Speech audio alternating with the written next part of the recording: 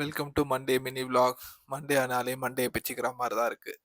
காலைல எழுந்திரிச்சு இந்த சீட்ஸை சாப்பிட்டு ரெகுலராக ப்ரேயர் பண்ணணும். அதை ப்ரேயர் பண்ணி முடிச்சுட்டு வெள்ளரிக்காயை நேற்று தம்பிக்கிட்ட இருந்து பிடிக்கிட்டு வந்து அந்த வெள்ளரிக்காயை இது பண்ணிட்டு இன்னைக்கு ஐஸ் பிரியாணி தான். ஐஸ் பிரியாணினா இந்த கஞ்சி தான் ராத்திரி ஊற வச்ச சாப்பாடு. பட் ஆனால் அன்ஃபார்ச்சுனேட்லி அது நல்லா இல்லைங்க.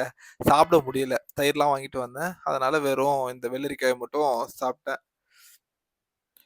அதனால பேலன்ஸ் இருந்த அந்த தயிரை வந்து கொஞ்சம் உப்பு போட்டு குடிச்சாச்சு. அதுக்கப்புறம் இது பியூர் கோகோனட் ஆயில். என்னோட ஊர்ல இருந்து மம்மி கொண்டு வந்தாங்க. போன முறை போனப்போ எடுத்துட்டு வந்திருக்காங்க. இது உள்ள மிதக்கிறது என்னன்னா வெந்தயம். வெந்தயம் உடம்புக்கு ரொம்ப நல்லது. ஸோ அதனால வெந்தயத்தை போட்டுருவோம். இந்த ஆயில குடிக்கலாம். ஸோ ஏன்னா பியூர் கோகோனட் ஆயில். அதுக்கப்புறம் மறுபடியும் என்னுடைய கிரேவிங்ஸ் ஆரம்பிச்சாச்சு. என்ன ஒரு ஆனந்தம் அந்த கரடி முஞ்சனுக்கு. போன முறை மூந்தால், இந்த முறை ஆலோ புஜ்ஜி.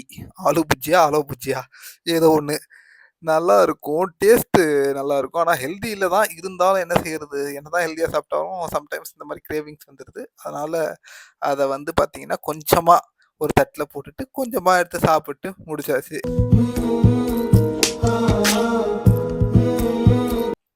என்னடா இது சோகமான தீமுன்னு யோசிக்காதீங்க. திடீர்னு வந்து என்ன சொல்றது, இந்த வருஷம் ஃபுல்லாக நடந்ததை திரும்பி பார்க்குறப்போ பல அடிகள், பல மிதிகள். சொல்றதுக்கு காமெடியாக இருக்கலாம். பட் ரொம்ப கஷ்டமான சுச்சுவேஷன்ஸ், நிறைய டிஃபிகல்ட்டிஸ்.